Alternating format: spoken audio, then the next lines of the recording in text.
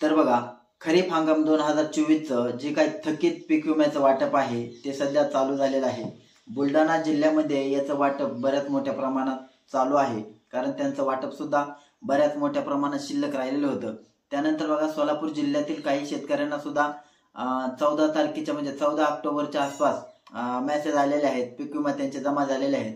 परंतु बघा, तुमचा आता बऱ्याच शेतकऱ्यांना हा प्रश्न पडतो की आम्ही तर पीक विमा भरलेला होता, परंतु आम्हाला अजून मेसेज आलेला नाही। नेमके आम्ही जो पीक विमा भरलेला आहे त्याची नेमकं स्टेटस काय आहे, त्याची नेमकी सद्यस्थिती काय आहे हे सुद्धा पाहणं शेतकऱ्यांना गरजेचं असतं। परंतु बऱ्याच शेतकऱ्यांना हे कसं पाहायचं याची कल्पना नसते, आणि त्या शेतकऱ्यांसाठीच आजचा आपण हा व्हिडिओ बनवलेला आहे।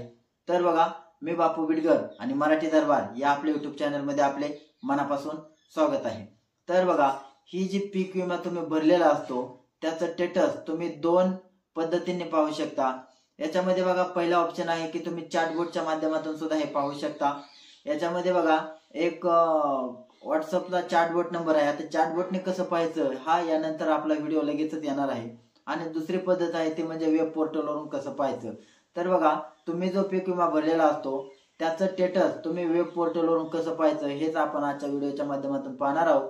आता याची जे लिंक आहे ते आपण खाली डिस्क्रिप्शन मध्ये दिलेले आहे।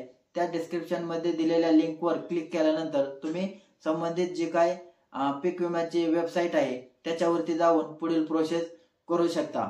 तर बघा, तुम्ही तुमच्या पीक विम्याची जी काही सद्यस्थिती आहे, तुमचा पीक विमा नेमका अप्रूव्ह झालेला आहे का, तुमचा पीक विमा किती टक्के त्यांनी मंजुरी दिलेली आहे, तर ही सर्व माहिती अगदी तुम्ही वेब पोर्टलवरून 2 ते 3 मिनिटांमध्ये पाहू शकता। तर बघा, वेब पोर्टलवरून तुमच्या पीक विम्याची सद्यस्थिती नेमकी कशी पाहायची हे आपण पाहूया। चला तर मग मित्रांनो, व्हिडिओला सुरुवात करूया।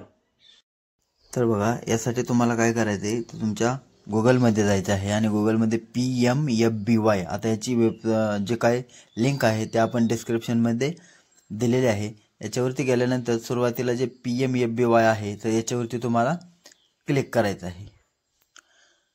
तर बघा, याच्यावरती क्लिक केल्यानंतर तुमच्यासमोर हे अशा प्रकारे पेज ओपन होईल। याच्यामध्ये बघा, जे सुरुवातीचं आहे फार्मर कॉर्नर, तर याच्यावरती तुम्हाला क्लिक करायचं आहे।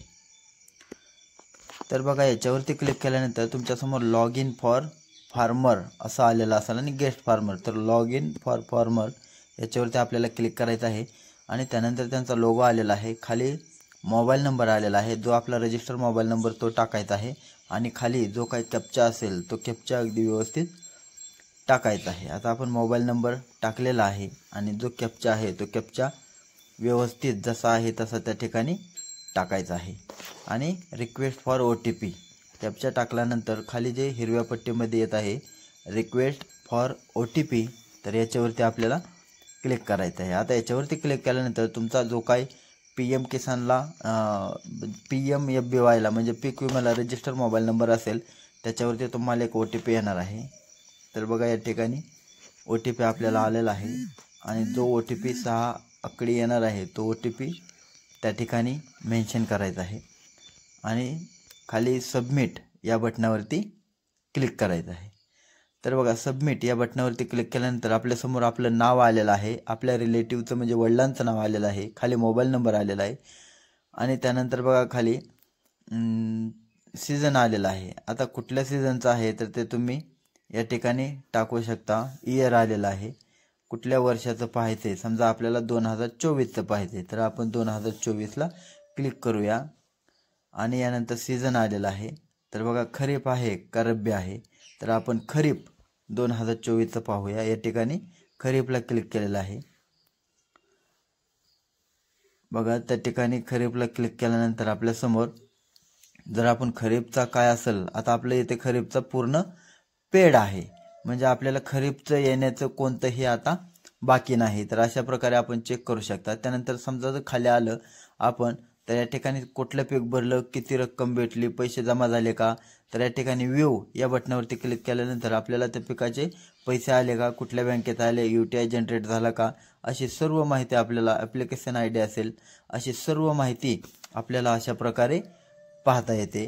तर मित्रांनो, तुमच्या मोबाईलवरून सुद्धा तुम्ही हे अगदी 2 मिनिटांमध्ये पाहू शकता।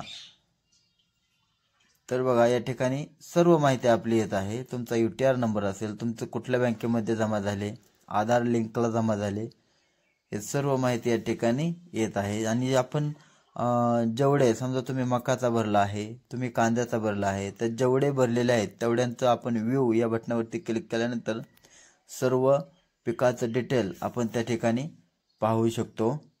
तर बघा मित्रांनो, अशा प्रकारे अगदी तुम्ही तुमच्या मोबाईलमधून सुद्धा अशा प्रकारे पीक विमाचं जे काय तुम्ही भरलेली माहिती असेल ते डिटेल तुम्ही पाहू शकता.